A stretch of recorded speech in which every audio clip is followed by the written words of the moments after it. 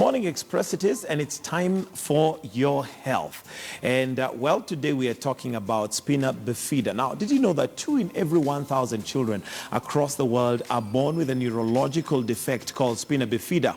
Some of these situations, if treated early, can make life of a child otherwise normal, if the physical and social and financial effect may be a tall order.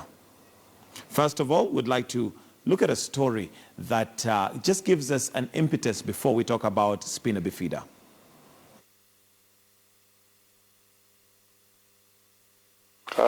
Ten-year-old Charity has had to learn reading and writing from an unusual teacher, her younger sister. The little Swahili she knows has been learnt through other children who long started school as she crawls around the homestead. Spina bifida kaenda kichabu ni February akafanyiwa nini surgery na kaekewa shande na alipona. Charity is one of the many children born with this treatable spinal cord defect. This defect causes a paralysis of lower limbs and may affect bladder and bowel function, as in Charity's case. A mother's health and nutrition during pregnancy is one of the best preventive methods. Mpaka nikauliza daktari, sasa daktari aliniambia pengine kama mzee anakosa hiyo folic kwa mwili yake anaweza pata. Nilimwambia nilitumia hiyo dawa. Akaniambia hata kama ni mzee anakosa utasasa mtoto kama huyo. Sasa aliniambia uende. Sasa mimi naendelea na hiyo dawa.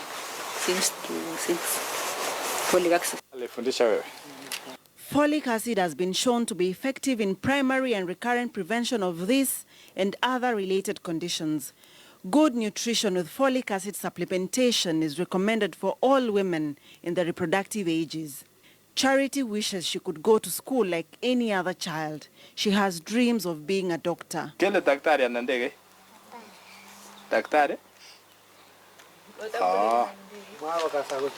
Her dreams may take longer as her kidneys get affected by a condition she was born with and has learned to live with it for the last 10 years.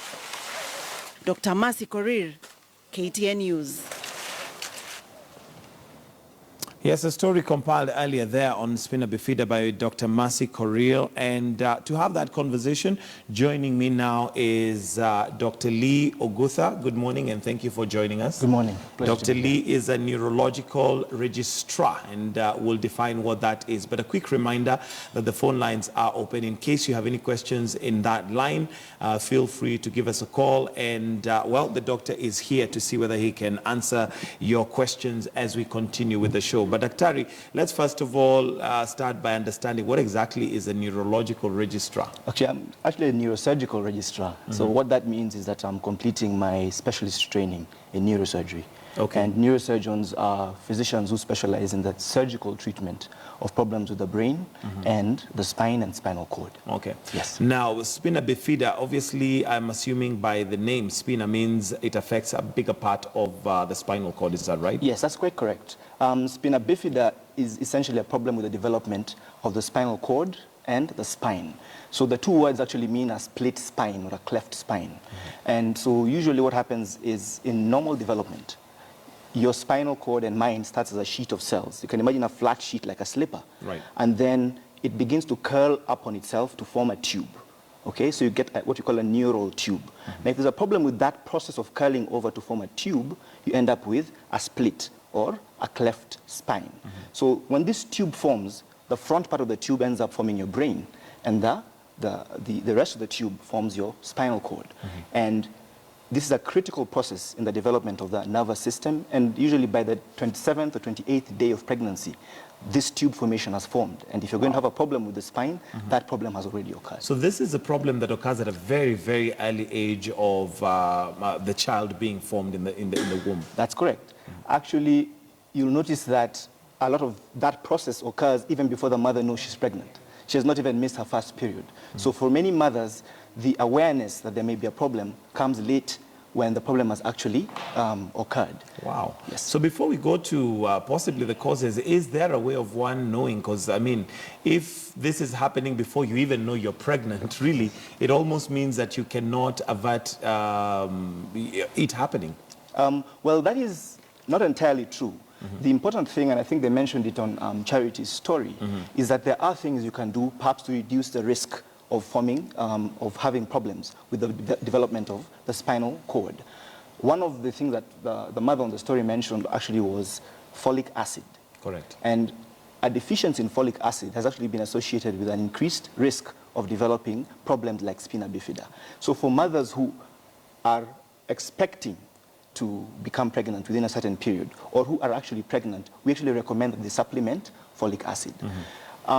Beyond that, it would be difficult for a mother to know if the baby has developed a problem or not, unless she comes to a health center. And then we can take steps to help her. Okay, so is folic acid the only cause that would have you have that complication? Oh, okay. The causes are complicated.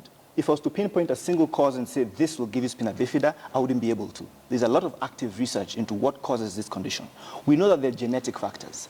What that means is that if a mother herself has had spina bifida, or a close relative of the family has had spina bifida, or a previous child for that mother has had spina bifida, there's a slightly increased risk of a subsequent pregnancy also being affected.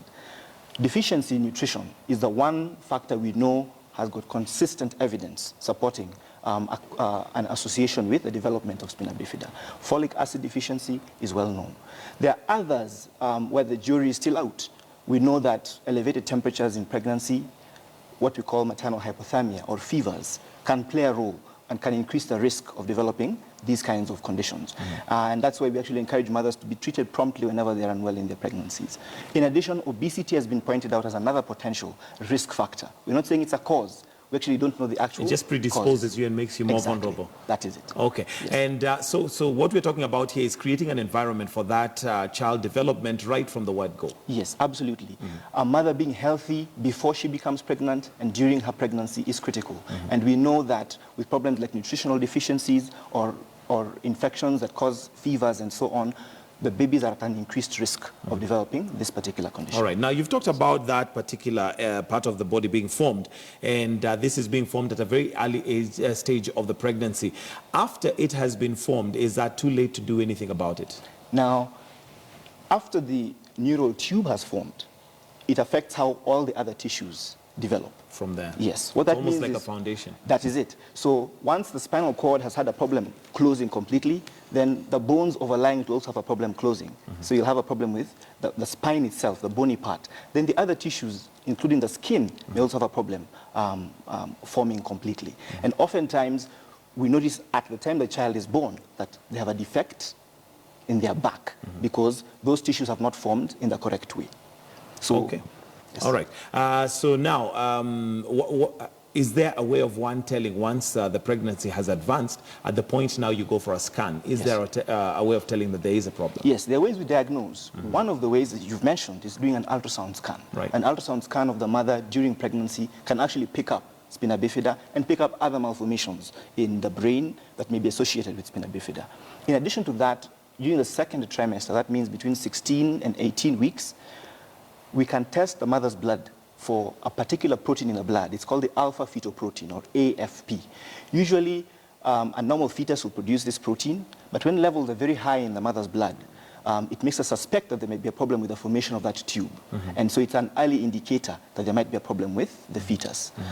Usually, those are the two main criteria we use for diagnosis. If we cannot do that, we might opt for something called amniocentesis, where we actually take fluid from the mother's uterus, that fluid that surrounds the baby in the womb. Right. And we can test for the same protein, for alpha-fetoprotein.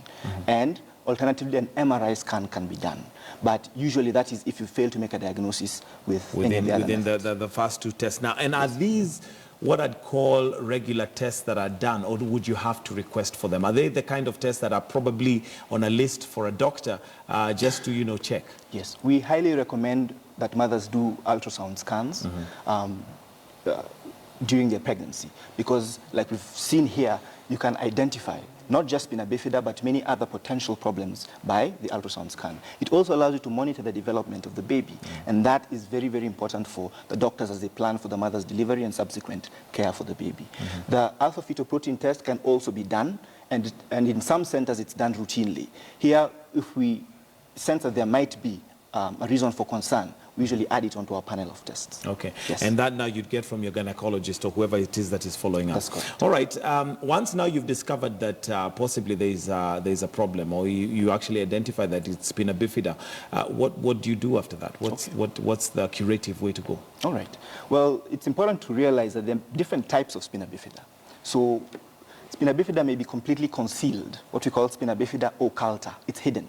So there are people who are born, they are normal, they have no neurological problems, and actually they never even discover. Up to 10% of people have a spina bifida that is not causing them any symptoms. It's a very mild defect. Sometimes you discover it incidentally when looking for something else. And so for individuals like that, no treatment is necessary, and many never even discover that they have a problem. Then there's a kind of spina bifida that's more obvious, spina bifida aperta. And that spina bifida will manifest with a swelling on the back of the child. Sometimes it will be open, so you can even see elements of the spinal cord exposed. Is this swelling as they're still in the womb or after they're born? It will be there when they're in the womb, and it will be pretty obvious when the child is born. Okay. And you'll see it straight It's an away. opening. It's an opening. Okay. And sometimes a big swelling that seems like it's filled with fluid. Okay. In the patients who don't have an obvious swelling, sometimes there's a small tuft of hair or a small dimple, and usually we're not very concerned about that. But in the babies when there's an obvious swelling, then we become concerned. And the important point here is that when you have that damage happening to the spinal cord so early in development, the function of that cord is affected. So think about it like the brain is a control center. Right. Then the spinal cord is like the cables that send instructions to the rest of the body. So if there's a disruption in the cables, then the signals don't reach. They can't reach where they're meant to go. Exactly. So a lot of the time, this problem occurs in the lower back area of the child, and so you find that many of them don't have power in their legs, they're not be able to use their lower limbs, or they don't have sensation, they can't feel anything in those lower limbs. And many, like you saw in Charity's story, have problems controlling their urine or even their bowel functions. And so when a child is born, those are usually the challenges we see. And for the neurosurgeon, the health practitioner, the question you asked is, well, what do you do about it? Yeah. Okay? And the thing I'm most worried about with spina bifida is that when you have that swelling and that abnormality of the spine, you have fluid that leaks out. It's called CSF. And that fluid communicates... Leaks out from the spinal cord? Yes, from the spinal cord. And that fluid communicates all the way to your brain. And if it's exposed or if that swelling ruptures, then you can get an infection. You can get meningitis, and that can be life-threatening. So one of the goals for us is to reduce the chances of you developing meningitis. The second is to try and reduce the ongoing damage to the nerve tissue. Right. Okay? And hopefully get a better cosmetic appearance and make it better for the child to be nursed. And so we do a procedure called a spina bifida repair. And that essentially means we try to reconstruct those tissues. Okay? So that we get a good closure at the back. We eliminate that swollen fluid that swollen tissue that's collecting fluid within it. And with that, usually, we stop progression of the neurological problems, and we prevent infections from getting in and causing meningitis. Okay. And this is after the child is born. Is there any intervention that can be done while the child is still in the womb, apart from just the supplements that you talked about? Yes, that's an interesting question. Right now, what is sort of on the cutting edge of fetal surgery is actually operations, the same operation I have described, being done before the child has reached term. So they would actually be able to open up the uterus, close that defect, and return the child. Recent studies up to about 2011 suggest that you might be able to maybe improve the motor function of the child, or reduce some of the other complications of spina bifida. But the jury is out, and it's still very much an experimental procedure. That is as far as you can go before delivery. Most of the intervention now happens after delivery. Okay. Let's step back a little bit and look at pregnancy and at the point where conception has taken place. And you talked about the importance of a mother being healthy before and during pregnancy. Yes. For those who possibly are preparing and are intending to have a baby, what are the key elements that they need to pay attention to ensure that they are healthy before they actually conceive? Yes. As far as spina bifida is concerned, we know that nutrition is critical. And for most of us, we get adequate amounts of our vitamins and minerals from a regular diet. And so a good balanced diet is the foundation. However, when a mother is pregnant, having the baby in her uterus adds additional demands on her body. And so we actually recommend that folic acid, is actually vitamin B9, is supplemented even before conception. So when someone is on contraceptives, at the point they stop using them and decide we want to try and get pregnant, they should start supplementing folate through the time of the pregnancy, particularly the first 3 months or the first trimester of the pregnancy. So if they can supplement their folate, that would be great. However, for the general population, there are foods that are particularly rich in folate. Right. Green leafy vegetables that are a very good source, spinach, lettuce, and so on. Beans, peas, another very good source. Nuts like peanuts, another very good source. We find different kinds of fruit, avocado in particular, but also oranges, strawberries, even bananas are a source of folate. If these are a regular part of the diet, they give a good foundation, then when an individual is pregnant, she can supplement through the course of her pregnancy. And that is still the same diet or requirements that you'd require in terms of Spina bifida throughout the pregnancy? Yes. Okay. Yes. Now, Jessica here is asking, are cravings necessarily a sign of my body insufficiency? That's a very interesting question and an age-old question. Yes. Now, it's a difficult question to ask someone who's involved in neurosurgery. Yes, yeah, well, I know this is kind of going off track, but maybe just now that the question that has come. What I would say is that not necessarily. The reasons that underlie cravings in pregnancy are very, very complicated. But I wouldn't say that because you're craving something, it's necessarily because your body is deficient in it. Regardless of the craving, it's important to maintain that balance in nutrition. Sometimes when a craving occurs, then you can be tempted to shift and get a less balanced nutritional regimen. All right. Now, let's go back to once a child is born and possibly they have Spina bifida. You mentioned that there are those measures that you can take as a surgeon to make sure that you close the gap and to make sure that that the swelling is removed. Does that cure the communication system between the brain and the legs, or is that just cosmetic? A very important point, and I think one that needs to be communicated clearly, is that the functions that have been lost or that have not developed are not going to come back. So a child, for example, who's born without any power in their lower limbs or without any sensation in their lower limbs, the aim of our surgery is not to restore that. Those functions, yes, those functions have not developed, we cannot restore them. What we try to do is to prevent new complications and to prevent new damage to the nervous system. That having been said, there's a very wide spectrum in how these children present. It depends on how high up the Spina bifida is, how severe the damage to the cord is. And so you find some who can actually walk, and others who might have to be confined to a wheelchair because they have no power. Yeah, no power to the lower limbs. However, another important component of our treatment is that a lot of the children who have Spina bifida also have associated malformations in their brain, particularly one we call the Chiari malformation. And such babies usually are subject to hydrocephalus, which just means the same fluid that's accumulating in their back can accumulate in the brain, and they end up with a lot of pressure in the brain. And so in Charity's story, you'll remember that the mother mentioned she had a shunt put in. Right. And that's another procedure we commonly do for patients or for children who have Spina bifida. And the shunt is simply a tube that we put, one end goes into the brain, and it runs underneath the skin, and the other end goes into the abdominal cavity. And that provides a way for this excessive fluid in the brain to drain. And that preserves the function of the brain. Now, another thing I think that should be communicated very clearly is that more than 75% of children with Spina bifida have normal intelligence. So you don't want a complication like what I'm describing, this hydrocephalus that affects their brain, or the meningitis, the infections that affect their brain, to reduce that inherent potential. And so we treat the back, but we're also concerned about the brain. And so for many of the children, we actually do two procedures. We typically do a Spina bifida repair, and for the subset that develop that hydrocephalus, we also intervene by putting in a shunt. And that gives them a way to have more normal brain function. Okay. Now, is Spina bifida, you've mentioned that there's a spectrum. Yes. And it's quite wide in terms of that spectrum, but are there situations where it manifests on a more severe level later in life rather than earlier? Yes, it could. What happens, for example, with what I've described, we do a surgery and we try to repair the back. And some children develop very well, and a bit later in their lives, they start to develop new problems. Maybe their bowel control or urinary control becomes poorer, or they get deformities in their legs that start to worsen. And what we typically find that we're dealing with is something called a tethered cord. in you and me, if you're normal, essentially, your spinal cord moves upwards as you grow.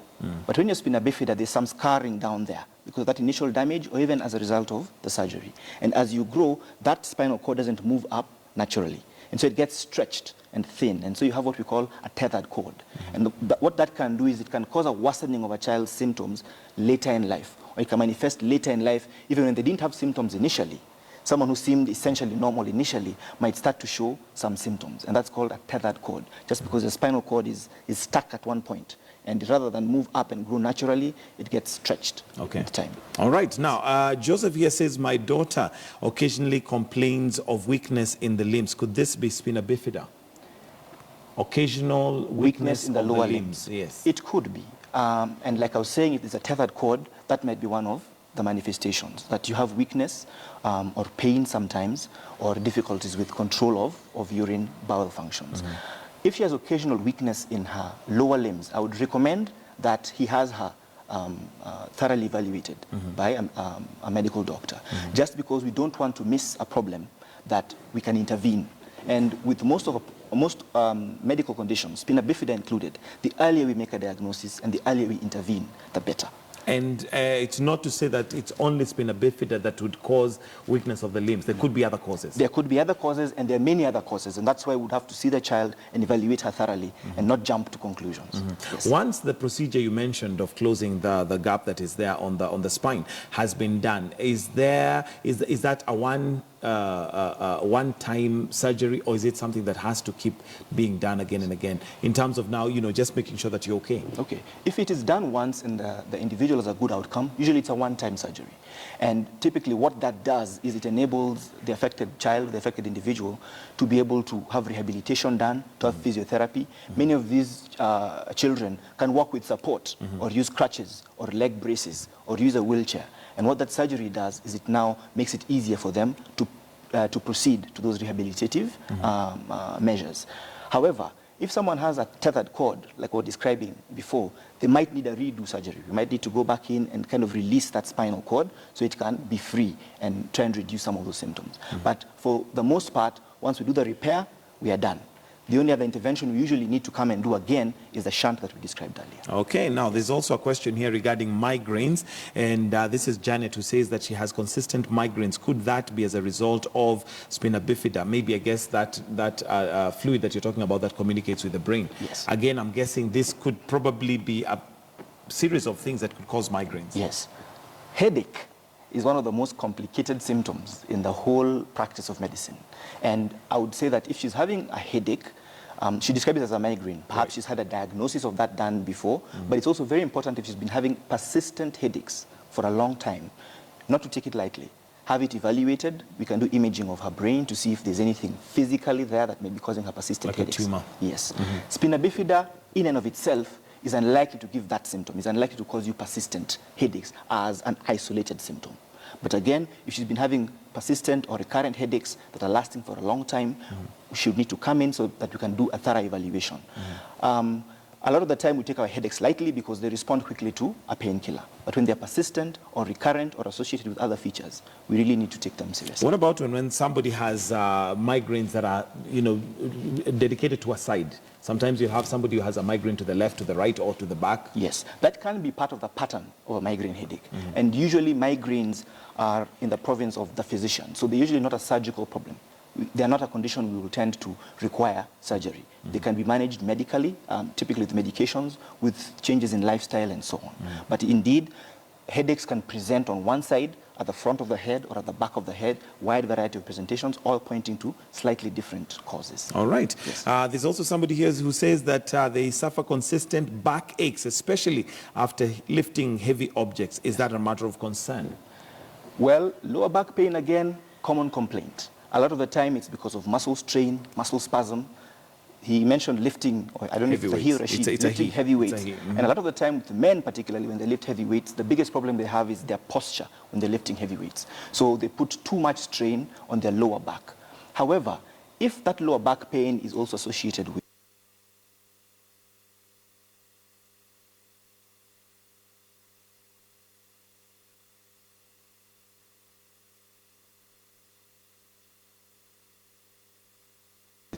backache that is because of mechanical strain, because of lifting poorly.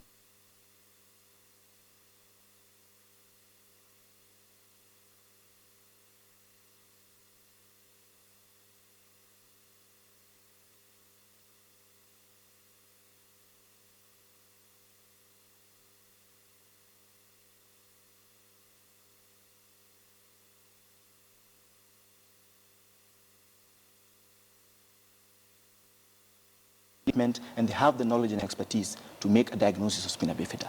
However, the surgical interventions are usually the province of the neurosurgeons. Both the operation to repair the spina bifida at the back and also the insertion of the shunt to help reduce the fluid in the brain.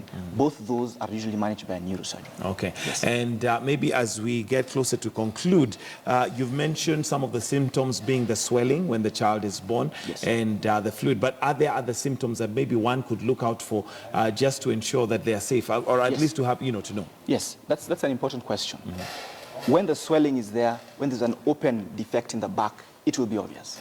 And some of those children will also seem to have floppy limbs, or limbs that have club feet on both sides, or have no sensation in their limbs. In that case, it will be obvious. Then I said that in some cases of spina bifida, it's more subtle. Okay? And in such cases, what you'd look for is difficulties in the control of bowel or urinary function as a child is developing, as a child is older. That's one of the indicators. Some child may complain that they are having weakness or numbness or abnormal sensation in their limbs. And that may be a sign that the cord is tethered because of an underlying defect that had not been earlier detected. And so usually you look for changes in the neurological function of the limbs, or you look for changes in urinary and bowel control. And those can point you towards suspecting that there might be something wrong with the spine. All right. Now, as we conclude and as we finish, maybe just general advice to parents and everybody out there on their lookout for spina bifida. What is it that you'd give as a rule of thumb, and just to ensure that one does not predispose themselves to a complication which they would have otherwise avoided? Yes. The first and the most important is maternal health and nutrition, because there we have clear evidence that folic acid deficiency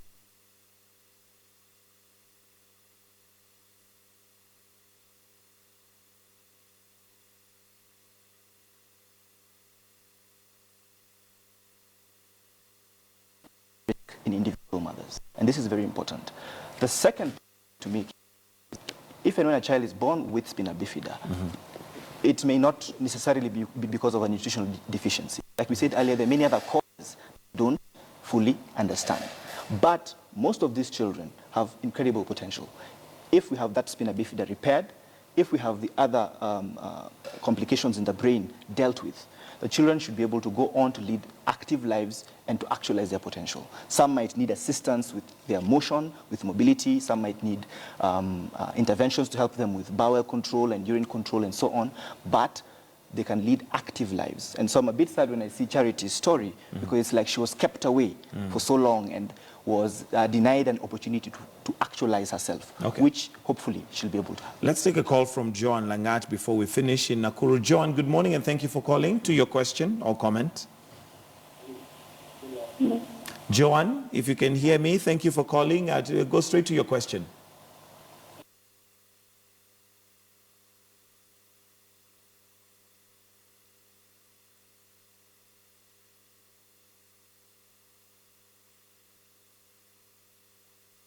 Straight to your question or your comment.